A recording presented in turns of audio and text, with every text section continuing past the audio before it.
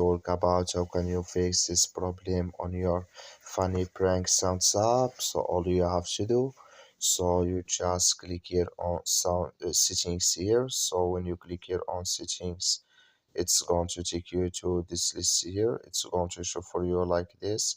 So then you go down, so you just keep going down, you click here on apps, then come to apps list here, and here you're looking for funny prank sounds app. Then you click here on search, so you click here on funny prank sounds, just click on it. So then it's going to take you to this list here, click on force stop, then you click on OK.